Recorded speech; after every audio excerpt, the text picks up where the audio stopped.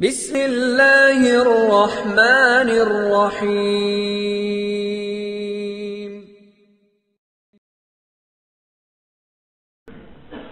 ذکر چل رہا تھا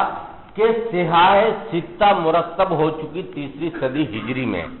یاد رکھیے کہ امام بخاری ہوں، مسلم ہوں، ترمذی ہوں، ابو داؤد ہوں یا نسائی، سب کے سب اس وقت کے بلاد خراسان میں ہی تعلق رکھنے والے ہیں، ابن ماجہ کو چھوڑ کر۔ اسی سے اندازہ لگایا جا سکتا ہے کہ بلاد خراسان میں نیشاپور خاص طور سے معجم البلدان ایک کتاب ہے یاقوت حموی کی، تاریخ بھی ہے لغت بھی ہے، اس میں انہوں نے لکھا ہے کہ یہ علاقہ منبع العلماء و معدن الفضلاء ہے، اور یہ سلسلہ تقریباً 600 سال تک رہا ہے، جب تک کہ تاتاری چنگیزیوں نے اس کو بھی تباہ و برباد نہیں کر دیا۔ ان سب کو تہس نہس کرنے کے بعد وہ بغداد کی طرف گئے تھے 650 کے بعد ہجری۔ یہ تمام حضرات اسی علاقے سے تعلق رکھتے ہیں۔ جب قریب کے ہیں، امام بخاری نے اپنی کتاب لکھ دی تو پھر کیا ضرورت پڑی امام مسلم کو کہ وہ بھی ایک کتاب تصنیف کریں اسی لائن میں۔ امام ابو داؤد کو، امام ترمذی کو، نسائی کو، ابن ماجہ کو، اصل میں یہی بتانا مقصود ہے کہ تمام کتابیں حدیث کی، صحیح حدیث کی، وہی حدیثیں تقریباً ہوں گی یا اسی مفہوم پر مشتمل حدیثیں ہوں گی، اکا دکا الگ الگ ہوتا ہے، 2-4 حدیثیں اس سے الگ، 2-4 حدیثیں اس سے الگ، یا 10-20-100 بھی کہہ سکتے ہیں آپ، بیشتر حدیثیں وہی ہوں گی۔ لیکن ان تمام کتابوں کی تالیف کے اغراض و مقاصد جدا جدا ہیں، الگ الگ۔ امام بخاری رحمۃ اللہ علیہ نے اپنی کتاب مرتب کی تو سب سے پہلے صحت کا التزام، دوسروں نے بھی یہی التزام کیا ہے، امام مسلم نے بھی، امام نسائی نے بھی، لیکن جیسے کہ بتایا جا چکا تھا طبقے وار جب بتایا تھا، طبقہ اولا اور طبقہ ثانیہ والوں میں بھی، طبقہ اولا والوں میں امام موطا مالک ہے، امام مالک صحیح ہے، مسلم ہے۔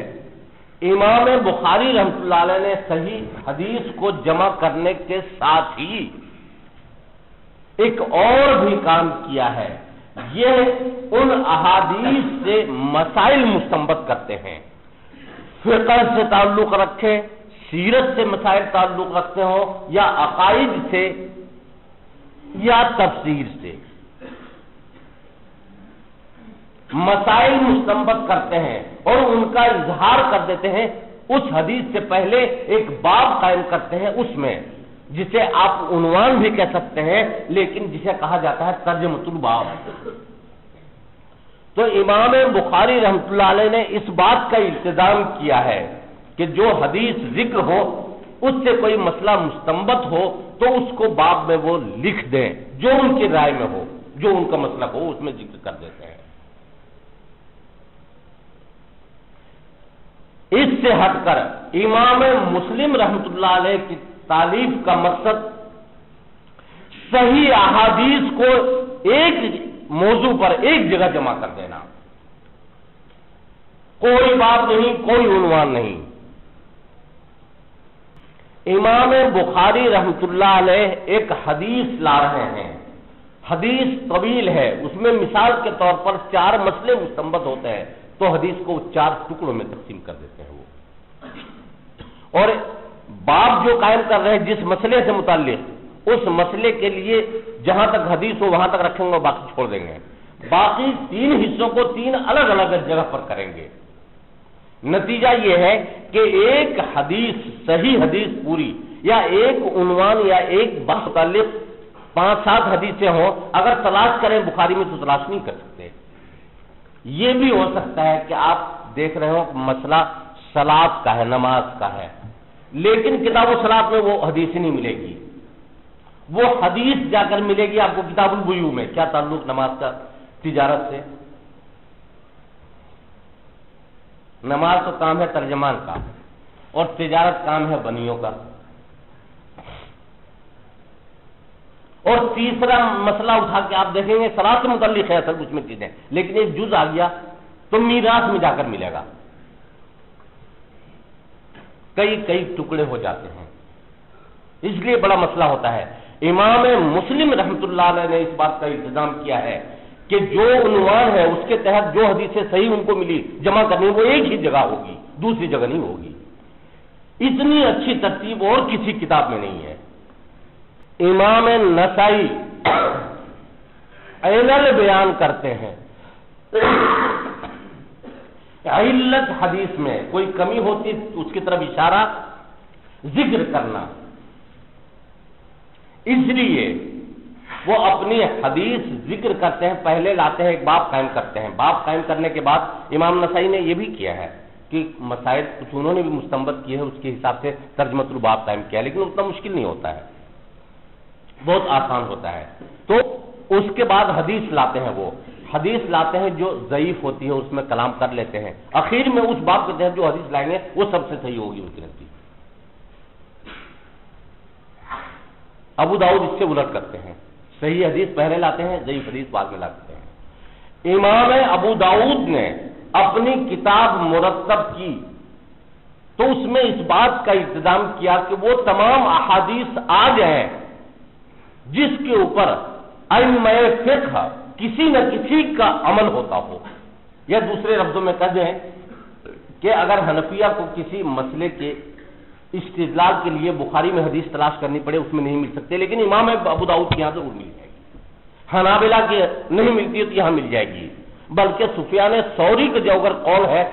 اور دوسرے ائمہ نہیں مانتے اس کے لیے بھی حدیث مل جائے گی تو آپ کو ابو داؤد میں۔ تمام ائمہ کے مستدلات کو انہوں نے جمع کیا ہے ابو داؤد، یہ ہے ان کی الگ خصوصیت۔ امام ترمذی ان دونوں کو جمع کر رہے ہیں، نسائی اور ابو داؤد کو۔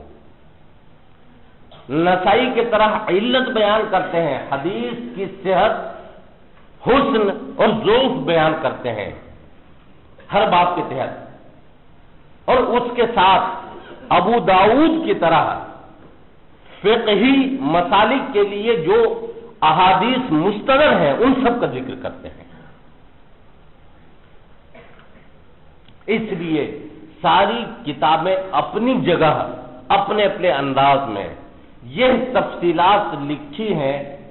ابو بکر حازمی ہیں جن کی کتاب ہے شروط الائمۃ الخمسہ، وہ پانچ ہی صحیح مانتے ہیں۔ ابن اسیر جزری ہیں، صاحب تاریخ مورخ ہیں، انہوں نے کتاب لکھی ہے شروط الائمۃ ستہ، وہ گویا 6 کتابوں کو سیاہ ستہ میں شامل کرتے ہیں اور وہ خصوصیات بیان کرتے ہیں۔ ابن ماجہ کے بارے میں کہتے ہیں کہ ابن ماجہ نے بھی اسی روش کو اپنایا ہے اور اس میں ترتیب اچھی ہے ان حضرات سے، صحیحین کو چھوڑ کر کے، نسائی، ابو داؤد اور ترمذی سے، اس لیے حسن ترتیب کی وجہ سے اس کو شامل کیا گیا ہے سیاہ ستہ میں۔